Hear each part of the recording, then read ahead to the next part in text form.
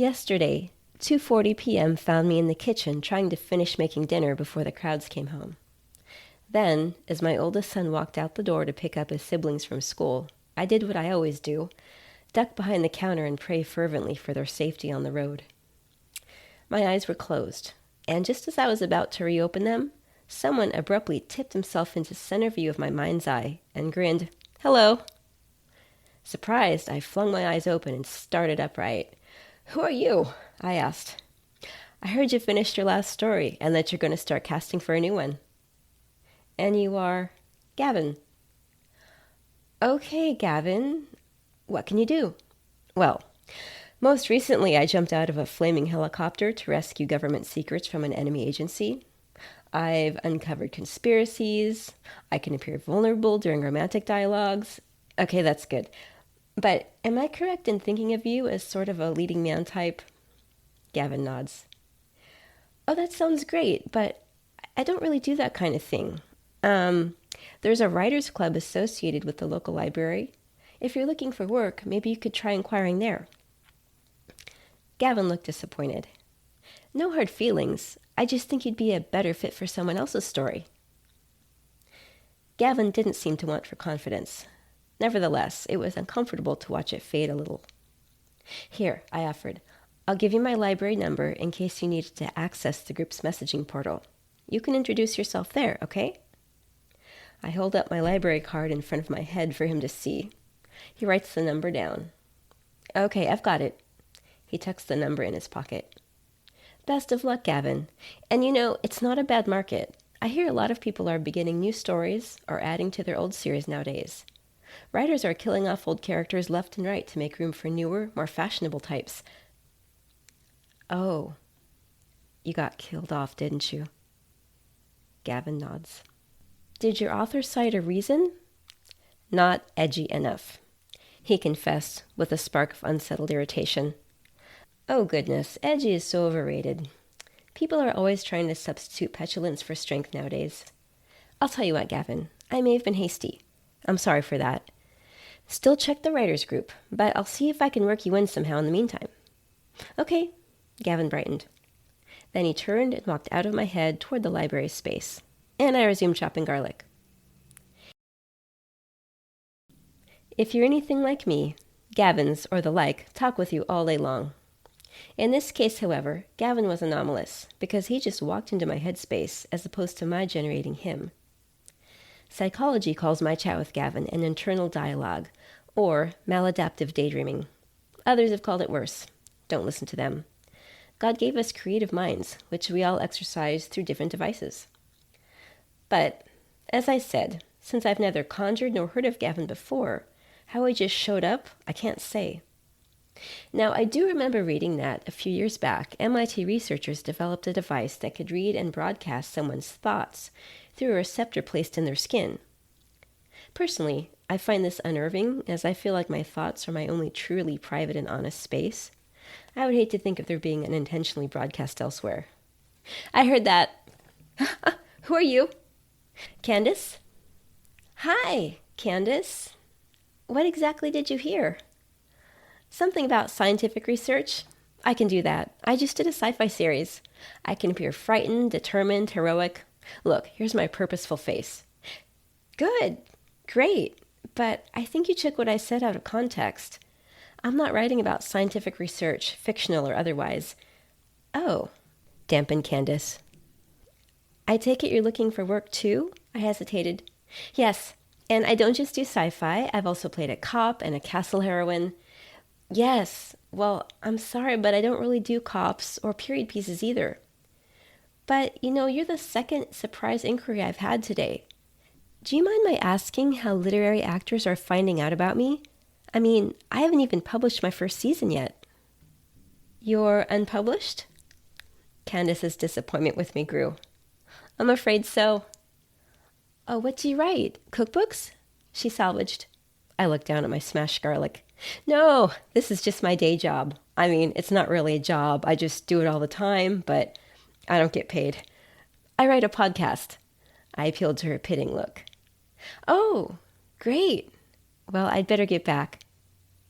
"Again, if you don't mind, back where?" Should I expect more of you? No, I'll tell them. And before I could press the question, she was quickly gone. I sighed and moved on to bell peppers, and was soon attended by a familiar voice. This looks great. A lot of people don't cook from scratch anymore. Thanks. How are you? Good. I've had a nice rest since we finished your last story. Let me know when you're ready to start up again. He looked down at my cutting board. I think everyone likes when you simmer those with rice and tomatoes. Yeah, thanks. I think they like the fragrance when they come home. Would you like to join us for dinner tonight? Sure, I'd like that. Good.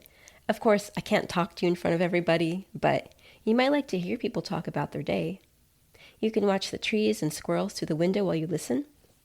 Yeah, I actually sit out there and do that sometimes when we're not talking. I put my knife down and regard my figment. Oh yeah, it's pretty peaceful out there. Actually, would you mind helping me with something? Sure. What is it? This morning, these literary actor figments began breaching my headspace looking for work, and I don't know how they're getting there. You know, it's not like I couldn't use the help with character development, but I just don't like being snuck up on like that. Would you mind stepping out there for a little while and finding out how they're getting here? Not very considerate, is it? No. I understand. Sure, I'll go, and I'll be back for dinner. You know how to find them, right? I mean, you're similar. Yes, I can do that. Thanks. And with that, I gently plucked the figment from my head and sent him on his way. Be careful. Thanks again. Quiet. I'm so thankful for my companions. I mean, they were always there, but since I began drafting this podcast and have had to scour my head for ideas, I've become all the more aware of their presence. Sometimes while I'm searching around up there, they call ideas out to me that I never knew were in there. I feel like I'm getting to know myself for the first time, actually. I guess I just never explored the attic before. I appreciate you guys for your mediation and for your company. 3 of them answer.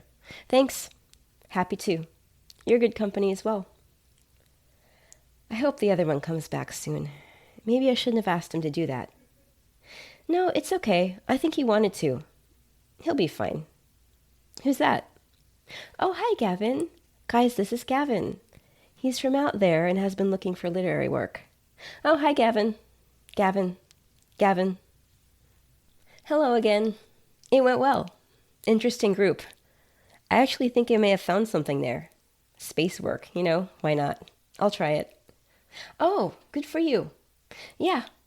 And I wanted to thank you for your recommendation. Also, I wanted to apologize for bursting in on your mind's eye like that. Candace said you were a little distressed over it. Nobody meant to upset you. Thanks. Well, I'm glad I got to meet you both. Yes, and I thought I'd explain what I can. You should know that you, or someone's inner dialogue version of you, exist in our space too. I'm someone's figment? I stare at Gavin, then at nothing.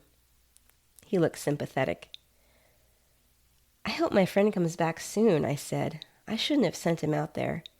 If it's as you say, it all sounds a bit shady, and I'd hate to think that I've imperiled him. I began to fret. If I may, counseled Gavin, if you've done your job developing him, he should be able to handle most situations without you. And of course, you are aware that you can handle life just fine without any of them, right? Part comforted and part rebuked, I wasn't sure what to say. He continued, I've worked with a lot of writers, and I think some of you grow too emotionally attached to your inner dialogues. You talk to us, you sometimes develop relationships with us, then become upset when you need to kill us off. I see. Hi, my figment returns. Oh, welcome back, I said, trying to downplay my relief after Gavin's speech. How'd it go? Fine. It was odd. You were there too somehow, or she looked and kind of spoke like you. I heard, this is Gavin, a literary actor from out there. He just explained that someone there has an inner dialogue me. Oh, hi, Gavin. Right, I met her and was able to talk with her. I explained that you value your privacy and that you felt a little invaded by people just randomly appearing in your headspace. She was very understanding and didn't realize you'd feel that way.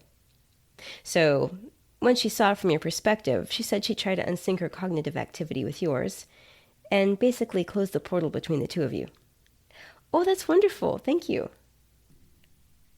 Oh, but she did mention that first there's someone who needed to come back. That would be me, volunteered Gavin. Oh, well, best of luck, Gavin, I extended. I'm glad things are working out for you. And I'll look for your new space novel. Are you an astronaut? No, a freedom fighter. I defeat evil on the planet Garganog, he summarized dryly. Well, I'm sure you'll lend your natural depth to that. Thanks. He warmed a little. I still can't believe someone would go out of their way just to channel my headspace. Believe it, replied one of my friends. It happens all the time. Look, someone's listening to us right now. We all turned to look at you. Disquieted, I deflect your attention by looking down at my arm and notice a faint, transparent incongruity. My figments follow my gaze and see it also. They regard each other with surprise, then look on disapprovingly. I am already once created. I'm not meant to be the character. I gently pluck the receptor from my arm, and once again, we draw our curtain. Thanks for listening. All episodes are written and read by me, Marianne Padilla. You can subscribe to Roving-Shorts by going to podchaser.com/Roving-Shorts and clicking follow on the top left corner to receive a notification every time a new episode is released. While you're there, please leave a review. You can also listen to me on any of your favorite platforms, including Apple, Spotify, Amazon, or YouTube. Roving-Shorts has arrived on social media. Please leave a comment for me or engage with one another on Facebook, Twitter, YouTube, or Instagram. If you like, you can also support the show financially at patreon.com/Roving-Shorts. Click on membership. My website is roving-shorts.captivate.fm. I look forward to talking with you again soon.